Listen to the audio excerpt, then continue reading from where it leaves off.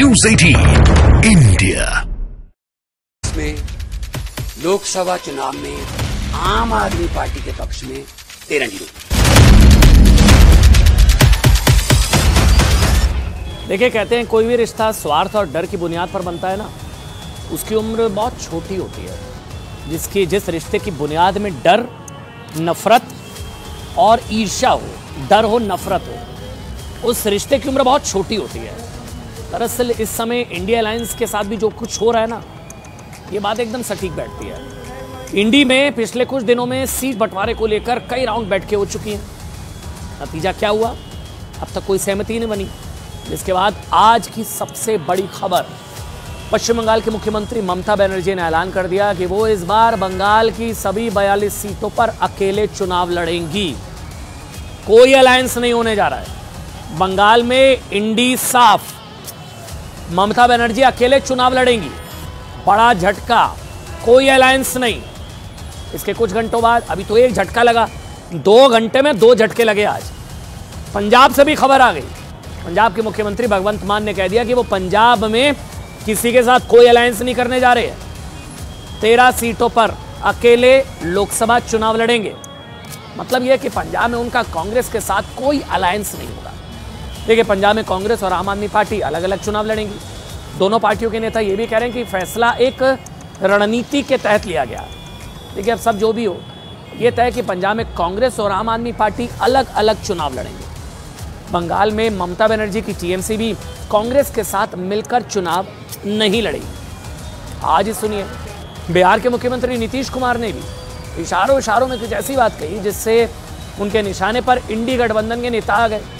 क्या हुआ? कर्पूरी ठाकुर के शताब्दी समारोह में आयोजित कार्यक्रम में कर्पूरी ठाकुर, जिनको भारत रत्न से सम्मानित किया गया, उनके शताब्दी समारोह में आयोजित कार्यक्रम में नीतीश कुमार ने कहा कि आजकल के नेता राजनीति में ना अपने परिवार को आगे बढ़ाते हैं। ऐसा माना जा रहा है कि इससे उनका सीधा मैसेज कांग्रेस, लालू, आरजेडी और समाजवादी पार्टी जैसी पार्टियों पर है, जिनमें एक परिवार का प्रभुत्व है।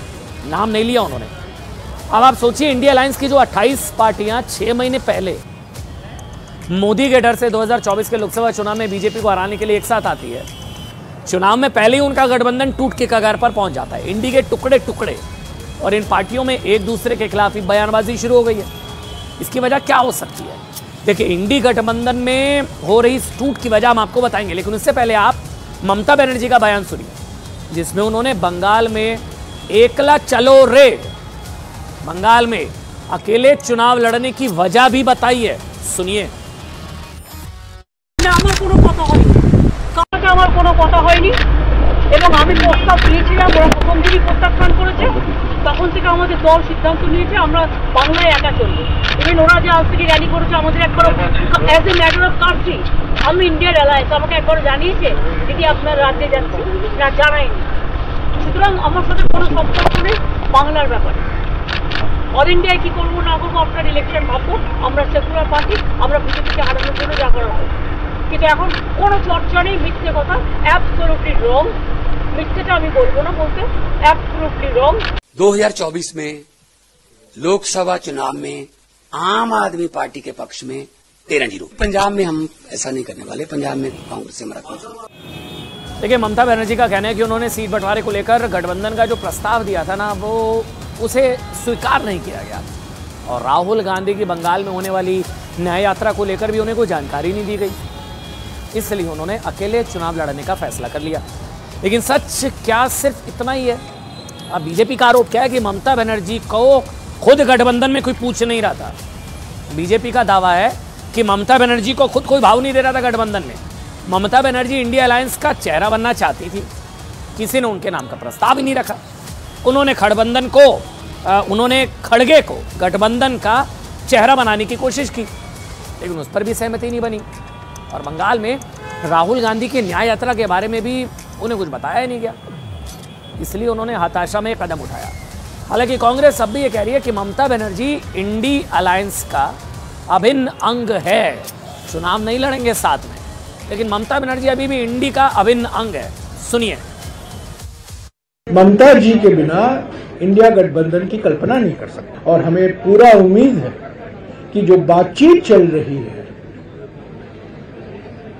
वो कुछ ना कुछ एक मंजिल का रास्ता निकाला जाएगा और इंडिया गठबंधन भी पश्चिम बंगाल में इंडिया गठबंधन के रूप में चुनाव लड़ेंगे। इसमें कोई आशा तो है नहीं।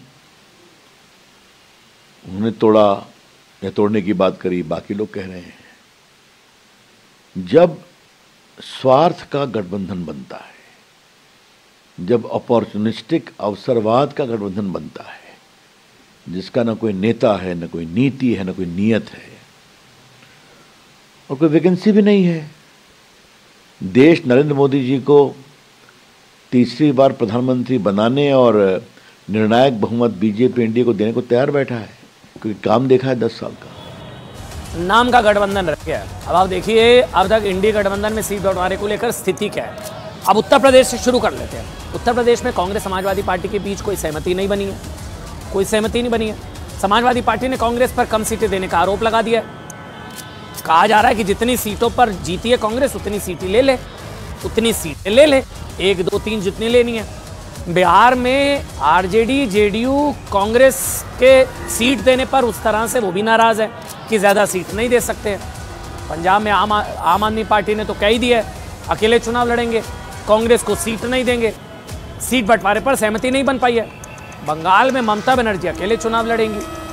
सबसे बड़ा विरोधाभास यह है कि इस समय जब राहुल गांधी देश भर में भारत जोड़ो न्याय यात्रा निकाल रहे हैं ना, जो 15 राज्यों से होकर गुजरेगी, मतलब राहुल गांधी एक तरफ देश को जोड़ने की बात कर रहे हैं या उनकी कोशिश में जुटे हैं, न्याय दिलाना चाह रहे हैं। दूसरी तरफ वो इंडी गठबंधन को ही टूटने से बचा नहीं पा रहे हैं। और ममता बनर्जी इतना बड़ा अन्याय जो कर रही हैं इंडी के साथ, क्या उसको न्याय दिला पाएंगे राहुल गांधी? और इंडी गठबंधन के नेताओं की नाराजगी इस बात को लेकर भी है कि उनके राज्यों से राहुल गांधी की भारत जोड़ो न्याय यात्रा निकलती है तो उन्हें बुलाना तो दूर, इसकी जानकारी तक उनको नहीं दी जाती।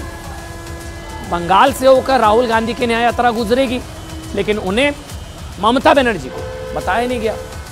बिहार में नीतीश कुमार नाराज हो गए।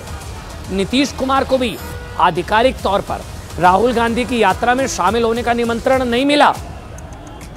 अब राहुल गांधी 29 जनवरी को सिलीगुड़ी से इस्लामपुर होते हुए किशनगंज आएंगे, वहां एक जनसभा को संबोधित करेंगे। इसके बाद 30 जनवरी को पूर्णिया में सभा करेंगे। लेकिन इन कार्यक्रमों के लिए नीतीश कुमार को न्योता भेजा ही नहीं गया।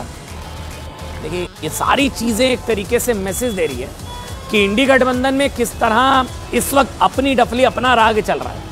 हर कोई चेहरा बनना चाह रहा है, जिसकी वजह से गठबंधन टूटने की कगार पर पहुंच गया है या टूट चुका है। छोटा सा ब्रेक।